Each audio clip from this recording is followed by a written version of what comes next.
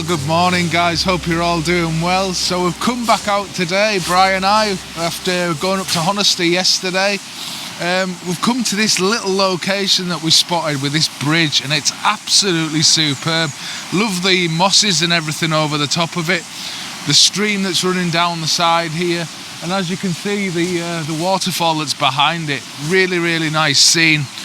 Now there's a couple of small issues we have with it. There's a water pipe running in here that I keep catching in the corner of my frame, and also this tree which is right in the front of it as well, so I'm having to bring the camera forward to get past that there. But apart from that, it's just a really nice scene. Now obviously this bridge is a really sort of main focus of the image, but I really do like the waterfall behind there. I was playing around and worrying about shutter speed before, about the getting the speed right for the water.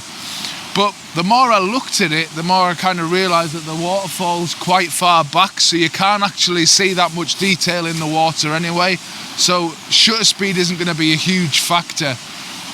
What I'm going to do is, as usual, I'm going to get you to the back of the camera and kind of walk you through what I'm seeing in front of me here.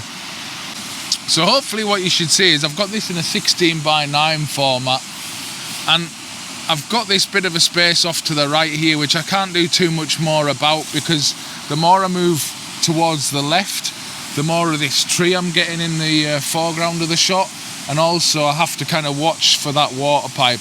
Already as it is, just in this bottom left hand corner, I've got a little bit of that water pipe showing. But what I'm going to have to do is clone that out in post, really. That's the only thing I can do, because I'm in the right sort of place where I want to be, so I've just got to make the decision that I'm going to have to clone that out. It's not too big a deal, it's black, it's not going to take up too much space just to clone that out of the image. And as I say, I don't want to come too much further right, because you've got all these leaves and everything down in this bottom section here.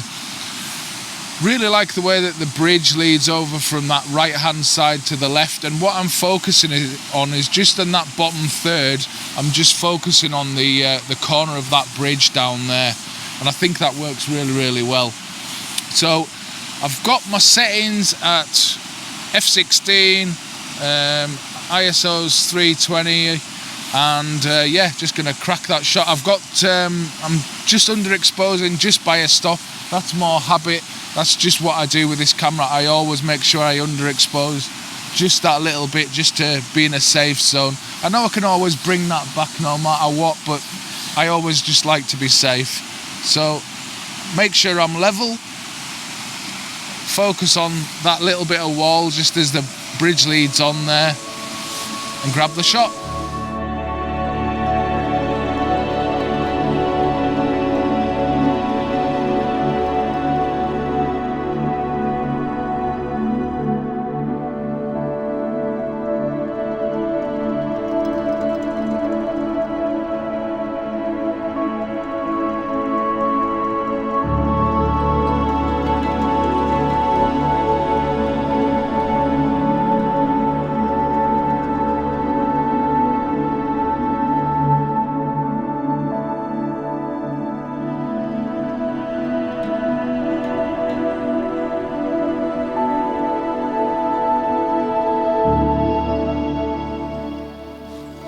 That was a nice little bridge, wasn't it? It was. I enjoyed lovely it. That. We've been meaning to come here, go there for a couple of days. Yeah, It was. we've been meaning to come here for a while, but it kept raining. But today, Yeah, well, it was worth today because it's quite bright out there today, so it's nice to get kind of into the woods and out of that harsh just lovely sunlight. with the mosses and the waterfall in the background. Yeah. And I can imagine with more water coming down, you'll be able to see more of that waterfall. But Yeah, definitely. it wasn't a ton of water, so it was just discreetly in the background. But the main thing was The bridge itself. Yeah. I haven't seen a bridge like that in the lakes before, so it's really first time nice. I came across that, so Yeah. it was a nice little find. Yeah, definitely. And then we were just saying on the way down here, in snow and stuff like that, it'd be really It'd be nice. beautiful. Maybe fall as well. Some colour around it. Yeah, definitely a spot to go back to and just keep an eye on through the seasons, really.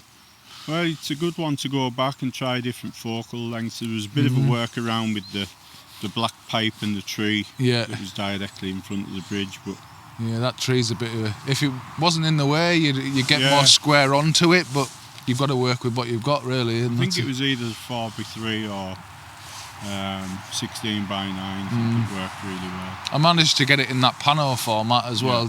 I just took it just to see what it's like. So. And it didn't matter too much about getting the top of the waterfall in because you couldn't see it anyway because of the tree line. No, I think it leaves a little bit to the imagination as well because you're thinking about where it's coming from and how high it is. Yeah. So yeah. But good stuff. Yeah, all Pleased with helps. that one. Onwards and upwards. We'll go and find something else.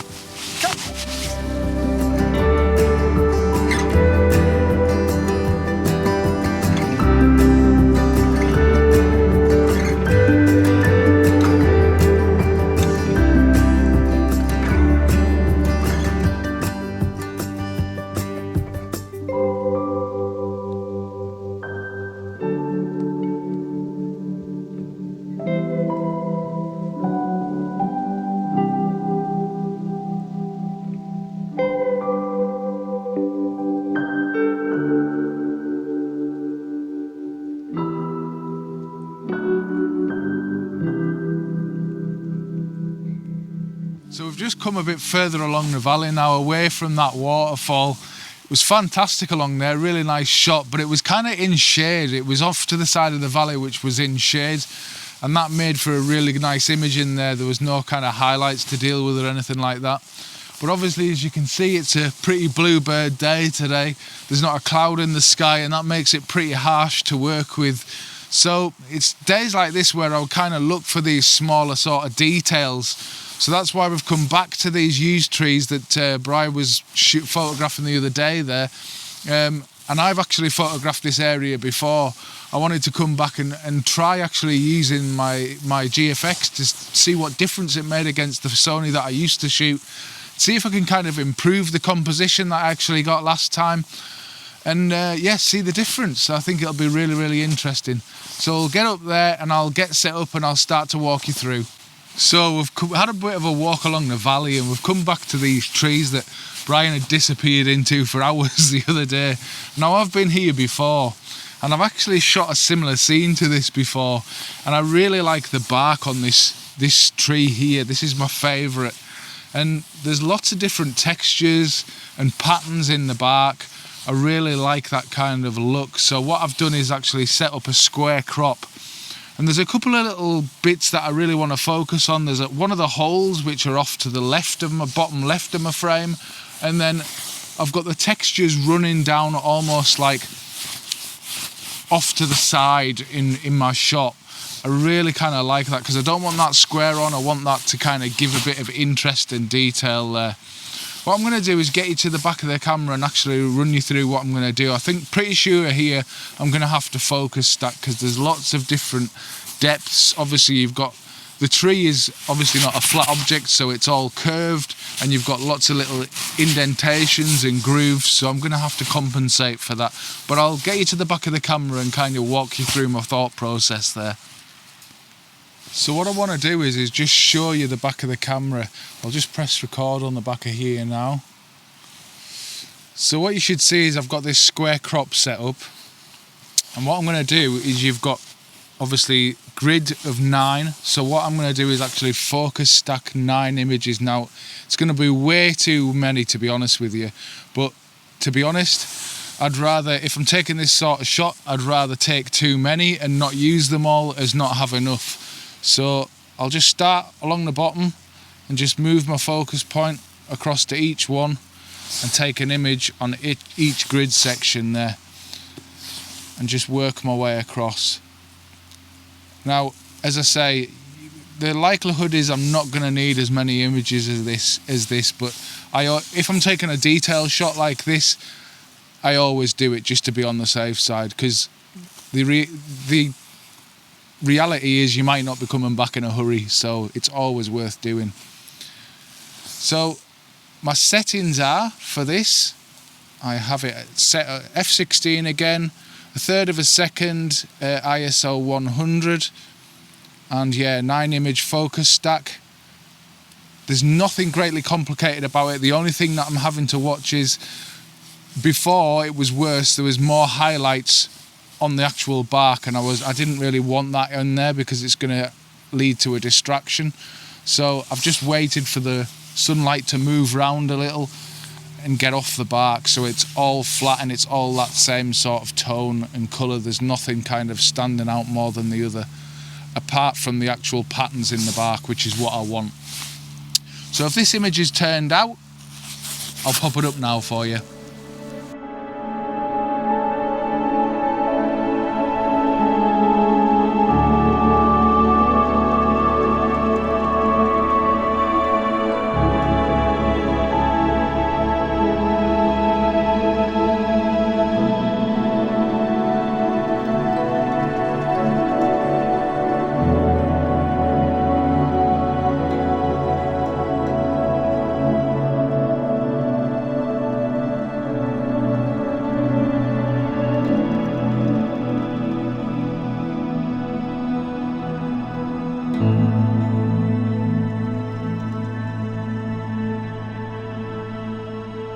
So guys, I've been using this tool for the last couple of videos. You might have seen this monitor above, and I've been putting what I'm seeing in the back of the on the display at the same time.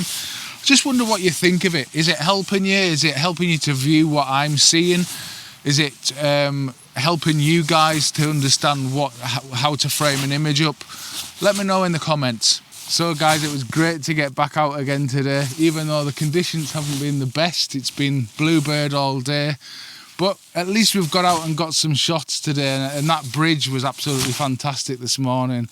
And coming back to these trees, it was really worth coming back for, because I did manage to get that shot that I've recreated from last time I was here.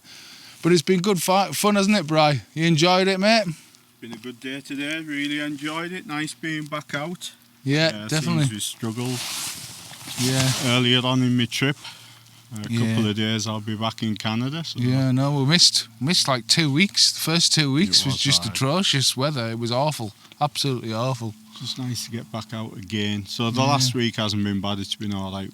Got out a few times. No, we've been out a few times this week, which was good. So yeah, back to Canada for you, eh? Back to Canada. Back to work. And back to work. Oh yeah, I forgot to work for a living. Speaking of which, we were talking about workshops for next year, eh? Next year when I come back, probably January time. Yeah, we're thinking about doing some workshops here in the Lake District, joint workshops. So if you're interested in those, leave your interest in the description below or send me an email. And yeah, we're looking to organise that for next year when you come back. Next year when I come back. Yeah, well, it's been good fun this, eh, mate? Good, and I'll be back again. Yeah. Like Paul's just said, I'm thinking of coming back next end of December, early January. So if you're interested in the workshop, give Paul a message and let us know. And hopefully I'll see you kind of June time, and if not, it'll be October time when I'm coming June over. In Oregon, eh? Yeah. And then, other than that, it'll be October when I come over to the island for those workshops. Yeah. Great. Well, hope you've enjoyed this week's video, guys. Check out Bri's channel if you haven't already. And I'll see you again really soon. Take care. Bye-bye. Bye-bye.